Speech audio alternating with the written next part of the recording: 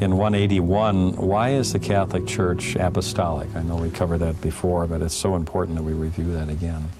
It is important to remind ourselves the Church is apostolic because she is able to trace her lineage in unbroken continuity back to the apostles. So it is the apostles who ordained their successors, who then ordained others, and so on till it reached our time. Yes. Today, in the Catholic Church, when a bishop is to be ordained, the church law is that 3 bishops must ordain him. I see.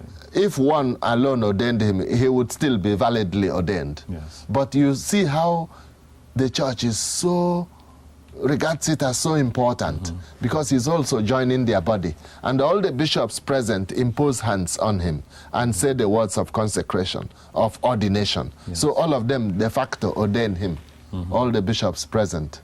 Well, that's why, because I've seen an ordination there, and there was quite a few bishops present, so all came forward and laid their hands on. Yes, and then they pronounce the words that make him a bishop. Now, a bishop enjoys the full priesthood, doesn't he? I mean, the priesthood is at its fullness within the bishop, and Yes. the priest is an agent of the bishop. Well, the priest is also a priest. The bishop is also a priest. But as is put in technical terms, those we call priests are priests. The bishop is said to be priest of the first order, the others of second order. But we must note this, with reference to the Holy Eucharist, and indeed any sacrament they administer, each of them is minister of Christ. And Christ is the chief He's the chief agent. But it is Christ's will also that there be bishops in the church. It isn't the church that arranged to have bishops. It is Christ's institution. So this is why the structure, this is why the hierarchical structure is so important, because it's instituted by Christ. It is. If we removed the bishopric, the church would collapse. Yes, because that's not an institution that man instituted. And there will be nobody to ordain new priests. So if the present ones died, we have had it. Right. So the management structure of the church is really, it goes directly from the Pope to the bishop of a diocese.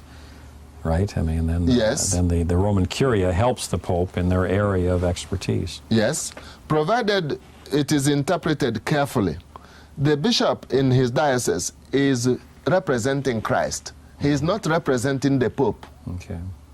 The bishop, whereas the parish priest is representing the bishop. I see. But the bishop is not representing the Pope, he is representing Christ. Because the apostolic college, the College of Apostles, was sent by Christ.